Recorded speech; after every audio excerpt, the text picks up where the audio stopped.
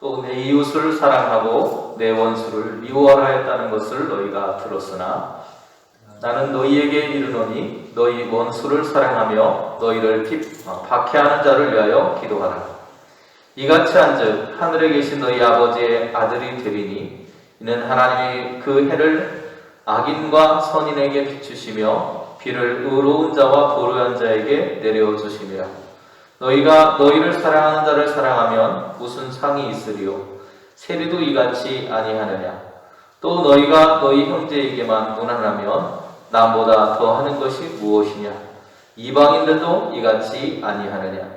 그러므로 하늘에 계신 너희 아버지의 온전하심과 같이 너희도 온전하라. 아멘. 이번 주가 지나면 아마도 거의 추수가 마무리되어 가는 것 같습니다. 여전히 남아있는 일들이 있겠지만 큰 일들이 마무리되어져 가는 것 같아요. 들녘에 가득했던 것들이 조금씩 추수가 되더니 이제는 제법 많은 것들이 황량한 벌판으로 바뀌어가는 모습을 보게 됩니다. 그리고 날씨도 제법 쌀쌀해졌습니다. 끝까지 건강하시고 사고 없는 모습으로 여러분이 원하시는 그 추수의 일정을 잘 마무리하실 수 있는 삶이 되기를 소망합니다. 어제는 집사람과 함께 교회 뒤편에서 감을 몇 개 따먹으려고 이렇게 대나무 끝을 갈라놓은 그 나무를 가지고 감을 따르고 가지를 쫙 하는 순간에 대나무 끝이 뚝 하고 부러지면서 감을 제대로 딸 수 없는 모습이 되었습니다. 아마도 요령이 제가 없어서 그런 것 같아요. 네. 그래서 부랴부랴 집에 가서 붉은 철사하고 양파망을 이렇게 이용해가지고 감망을 급조를 해봤습니다. 그래서 감을 몇 개 따먹었어요.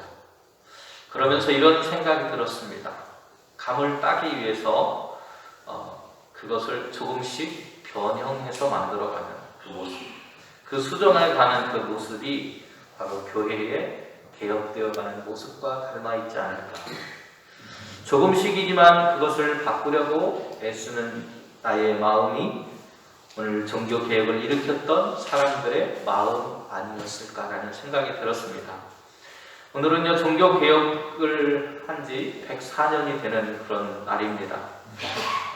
그리고 창조절 9번째 주일이기도 합니다. 지난주에 우리는 모든 계명 중에 첫 번째 계명, 하나님을 사랑하고 이웃을 사랑하라는 사랑의 계명에 대해서 우리가 함께 말씀을 나누었습니다. 오늘도 마태복음의 말씀을 중심으로 해서 우리에게 주시는 하나님의 은혜가 무엇인지를 생각해 보려고 하는데요. 오늘의 주제는 사랑하고 기도하라는 그런 제목으로 말씀을 준비해 보았습니다. 여러분 받으신 주보를 보시면 주보에 종교개혁주의를 하고 그 밑에 깜정 네모칸에 글씨들이 써 있는 것을 볼 수가 있습니다. 이것이 바로 종교개혁주일이 종교개혁이 일어났던 그 시대에 종교개혁자들이 어떤 원리를 가지고 종교개혁을 하였는가라고 하는 것을 알 수 있는 내용이에요. 총 5가지입니다. 오직 성령, 오직 예수, 오직 은혜, 오직 믿음, 오직 하나님께만 영광. 이 5가지의 그런 원리를 가지고 종교개혁이라고 하는 것이 이루어졌어요. 오늘 우리가 함께 읽은 복음서의 말씀은 이웃 사랑에 대한 이야기를 우리가 지난주에 나눴는데요.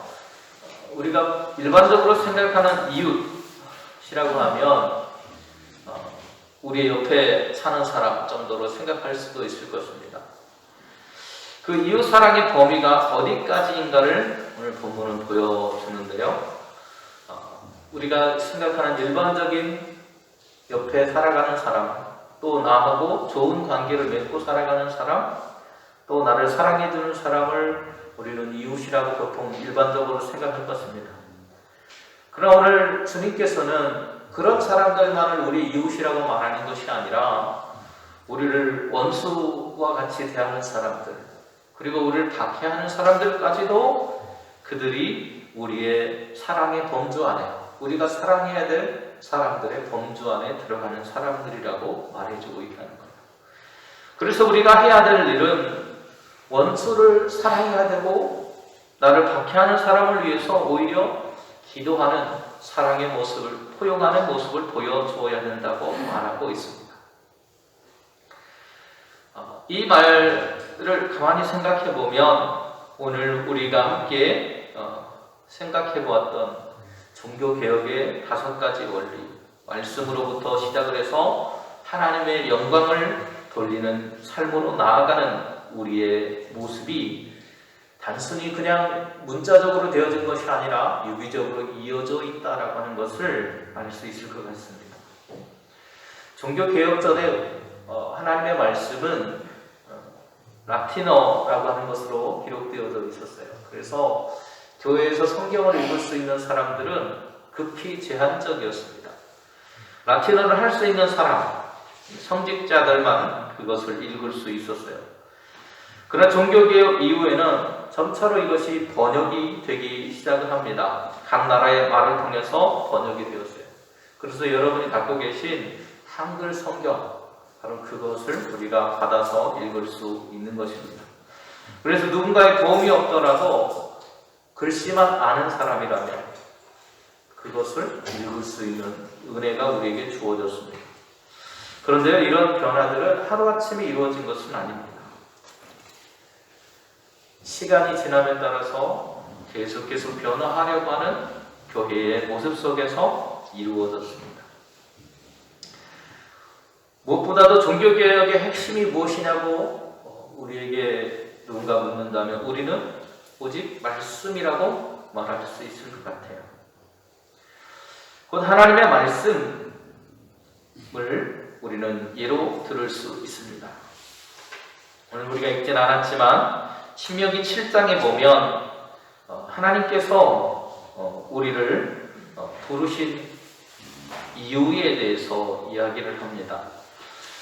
하나님께서 우리를 이스라엘 백성들, 특별히 이스라엘 백성들을 구약시대의 성민, 하나님의 백성으로 부르신 이유는 뭐냐면 지상 만민 중에서 하나님의 기업으로 삼기 위해서 불렀다고 말하고 있어요. 그것은 이스라엘 백성뿐만 아니고 오늘 이 시대를 살아가고 있는 하나님을 신앙하는 모든 사람들, 바로 저와 여러분도 거기에 해당하는 것입니다. 그래서 우리를 부르신 이유가 무엇이냐라고 했을 때 하나님이 우리를 기업으로 삼기 위해서 부르셨다는 것입니다. 그런데 오늘 우리를 부르신 그 부름의 그 모습을 보면 하나님의 말씀을 우리가 따라서 살아가도록 11절에 보면 신명기 7장 11절에 보면 이렇게 말합니다. 그런즉 너는 오늘 내가 내게 명하는 명령과 규례와 법도를 지켜 행하라.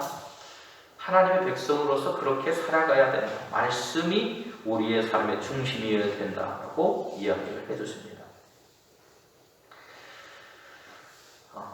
그럼 말씀의 본질이 그러면 무엇이냐라고 했을 때 그 말씀의 본질은 사랑이라고 할 수 있습니다. 지난주에 우리가 함께 나누었던 사랑입니다. 그러나 우리는 그 말씀을 온전히 이룰 수 없습니다. 말씀을 온전히 따를 수 없어요. 우리 힘으로 할 수 없습니다. 그래서 우리에게 필요한 것이 무엇이냐? 그것이 바로 예수님의 은혜입니다. 루터도 이것을 너무나도 잘 알았기 때문에 우리에게 필요한 것이 무엇이냐? 그것을 바로 하나님의 은혜다라고 해서 솔라 그라치아라고 말을 했어요. 그리고 그리스도의 은혜로 우리는 사랑의 백신을 맞고 마치 우리 장로님 기도하신 것처럼 코로나 백신 맞은 것처럼 사랑의 백신을 맞고 그 백신을 통해서 오늘 하나님의 길을 따라서 살아갈 수 있는 그런 삶이 되었다는 것입니다. 이것은 그리스도 예수를 통해서 그리고 믿음을 통해서 우리에게 주어졌고 그것을 통해서 우리가 할 수 있는 일은 무엇이냐? 하나님의 영광을 드러내는 것이다 라고 하는 것이 바로 종교개혁의 원리라고 말할 수 있을 것 같습니다. 이처럼 하나님께서 우리를 부르신 이유는 하나님의 백성 삼기 위해서인데, 그러면 하나님의 백성은 앞에서 말씀드린 것처럼 뭐하는 사람들이냐? 하나님의 말씀을 따라서 살아가는 사람들이다. 그 하나님의 말씀을 따라가는 사람, 그런 일을 하도록 우리를 하나님께서 거룩한 백성으로, 하나님의 기업으로 불러주셨다는 거예요. 그런데 그 이유가 이스라엘 백성들, 특별히 신명기에 나오는 이스라엘 백성들이 뭔가 대단해서, 또 신약 성경에 나오는 그 예수님의 제자들이 뭔가 대단해서 그들을 부르셨느냐? 그렇지 않다는 거예요. 신명기서를 보면 이스라엘 백성들을 부른 이유를 이렇게 설명합니다. 여호와께서 너희를 기뻐하시고 너희를 택하심은 너희가 다른 민족보다 수요가 많기 때문이 아니니라. 너희는 오히려 모든 민족 중에 가장 적으니라. 이렇게 말씀하십니다. 그들이 수요가 많고 뭔가 대단한 존재여서 그들을 사랑하신 것이 아니라, 그들을 선택하신 것이 아니라, 오히려 그 반대, 너무나도 연약하고 부족한 존재이기 때문에 우리를 하나님께서 선택하셨다는 것. 이스라엘 백성들은요, 가장 적고 약하기 때문에 늘 강대국의 위협과 힘에 짓눌려서 살아야만 했던 사람들이었습니다. 그래서 여러분 잘 아시는 대로 그 애굽이라고 하는 나라에서 종살이, 노예살이를 해야만 했던 나라였어요. 그런데 하나님께서 그들을 구원해 주십니다. 또들이 난민이었던 아브라함과 이삭, 그리고 야곱에게 약속하셨던 그 약속을 지키시기 위해서 이스라엘 백성들을 하나님께서는 구원하셨다고 말하고 있습니다. 너는 여호와 네 하나님의 성민이라. 네 하나님 여호와께서 지상 만민 중에 너를 자기 기업의 백성으로 택하셨나니 여호와께서 너희를 기뻐하고 너희를 택하심은 너희가 다른 민족보다 수요가 많기 때문이 아니라 너희는 오히려 모든 민족 중에 적은 사람들이기 때문이다. 바울 역시도 자신이 그리스도의 종으로 사도로 부름받은 이유가 복음을 전하기 위해서 선택받은, 은혜로 선택받은 사람이다라고 하는 것을 강조하고 있습니다. 하나님께서 우리를 하나님의 백성으로 선택하신 이유는 바로 하나님의 말씀을 따라서 사랑을 실천하는 삶을 살도록 하시기 위해 부르셨다는 것입니다. 그것이 로마서 1장 1절에서 바울이 로마 교회에 편지를 보내면서 그들에게 이야기해준 내용이에요. 예수 그리스도의 종 바울은 사도로 부르심을 받아 하나님의 복음을 위하여 택정함을 입었다. 내가 그런 부름을 받은 이유가 하나님의 복음을 전하기 위해서 은혜로 선택받은 사람일 뿐이라고 자신을 소개하고 있다는 것. 그런 은혜를 받은 사람, 우리가 하나님께 은혜를 받고 하나님의 사랑을 받은, 그러면 이유는 무엇이었을까요? 그것은 바로 지난주에 말씀드렸던 사랑하기 위한 존재이기 때문입니다. 예수님은 앞에서 말씀드린 것처럼 일상적인 사랑의 범주에서 우리를 말씀하지 않습니다. 일상적인 우리의 사랑의 범주는 어떻습니까? 나를 사랑하는 사람을 사랑하는 것, 그것이 일반적인 범주의 이웃사랑이라고 우리는 말할 수 있습니다.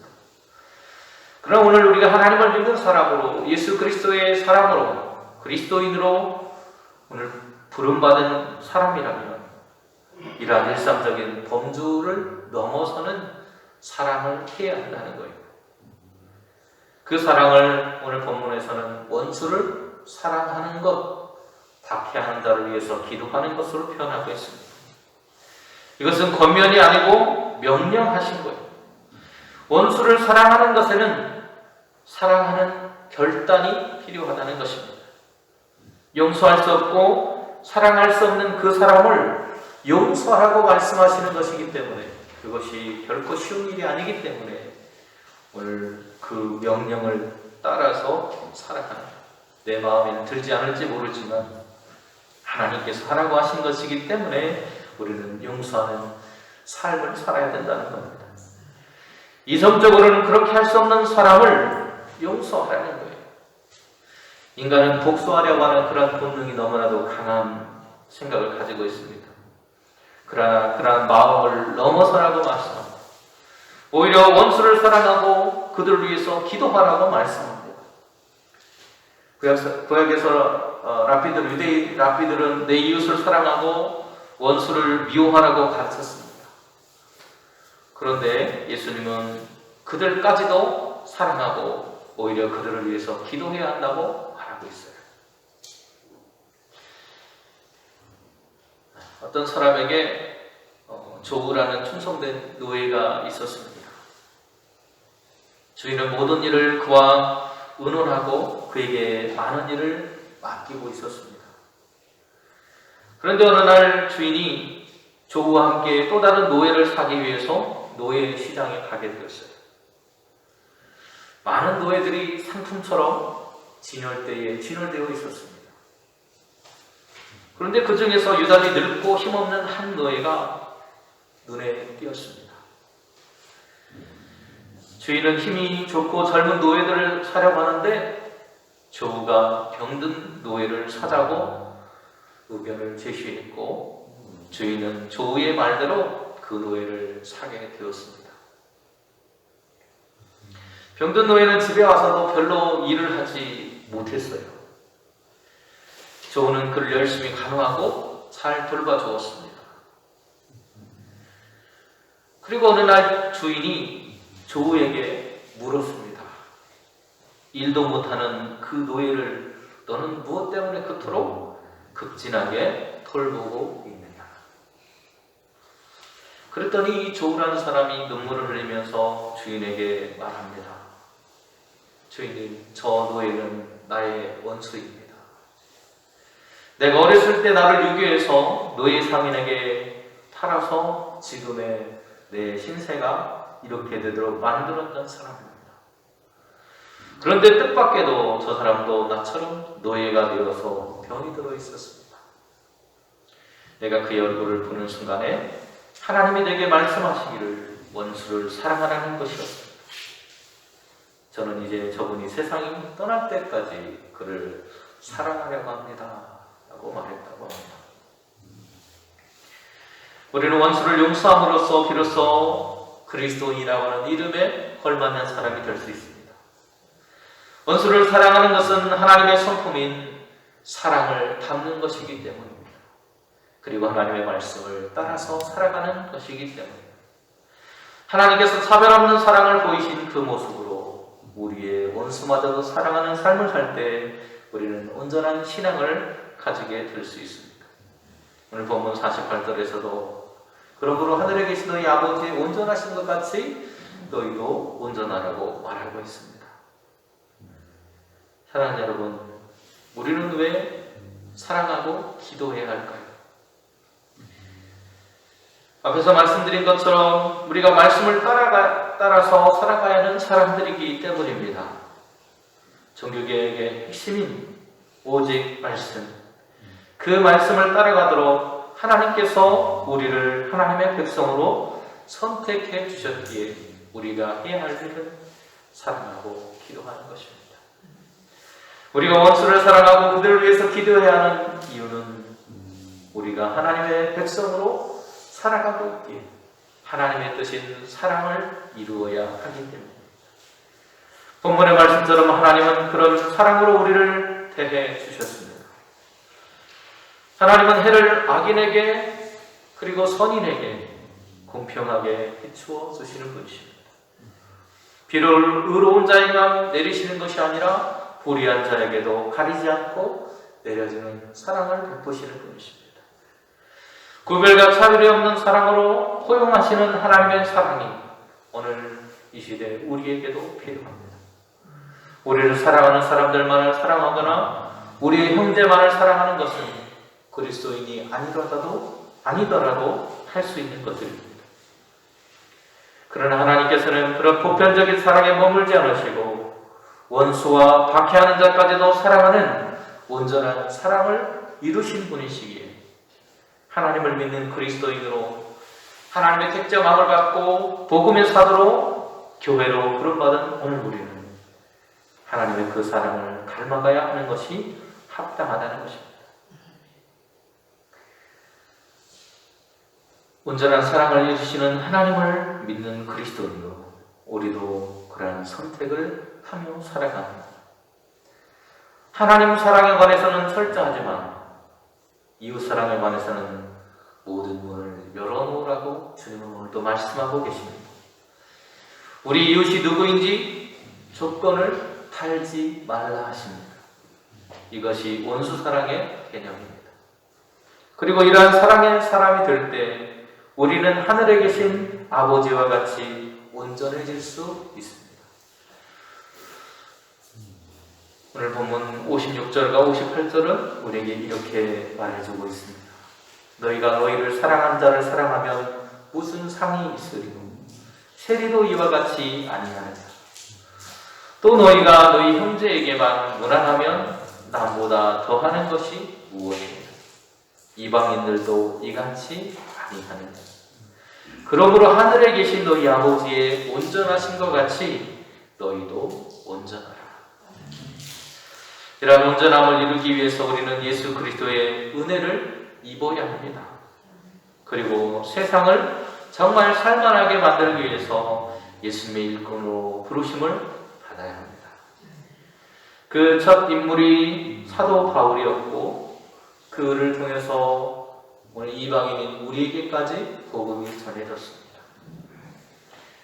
오늘 사도 바울의 말처럼 그로 말미암아 우리가 은혜와 사도의 직분을 받아 그의 이름을 위하여 모든 이방인 중에서 믿어 순종하게 하나니 너희도 그들 중에서 예수 그리스도의 것으로 부르심을 받은 자입니다. 로마에서 하나님의 사랑하심을 받고 성도로 부르심을 받은 모든 자에게 하나님 우리 아버지와 주 예수 그리스도로부터 은혜와 평강이 있기를 원하노라. 사랑하는 여러분, 우리의 삶이 이러한 온전한 사랑을 이루는 하나님의 사랑을 닮아가는 모습이 될 수 있기를 간절히 소망합니다.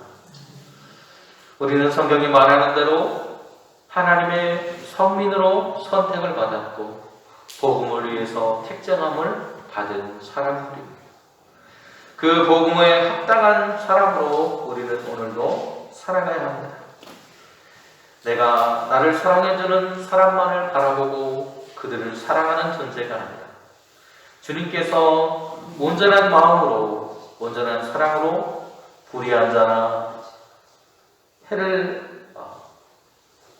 악한 자나 의로운 자나 부러운 자나 불의한 자나 그 어떤 누구도 차별과 구별하지 않고 사랑하셨던 그 마음으로 우리도 우리 이웃들을 바라보며 그들을 동일하게 사랑할 수 있는 저와 여러분이 되셔서 하나님의 마음을 기쁘시게 하는 그런 교회, 그래서 세상 사람들에게 선한 영향력을 미칠 수 있는 그런 교회로 성장해 갈 수 있는 우리 용산교회가 될 수 있기를 주님의 이름으로 축원을 드립니다. 우리를 부르시고 사랑하신 하나님, 그 부르심에 합당한 삶을 살아가지 못하는 교회들을 향해서 우리는 다시금 말씀으로 돌아가야 한다고, 그리스도의 은혜가 필요한다고,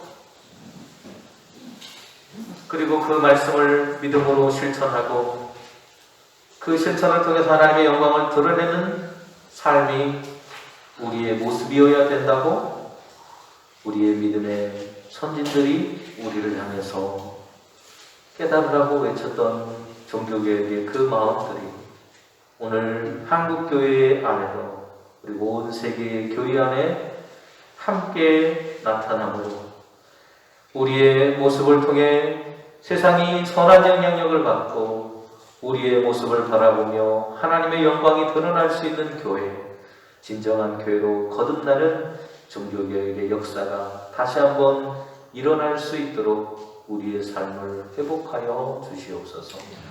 예수님의 이름으로 기도드립니다. 아멘.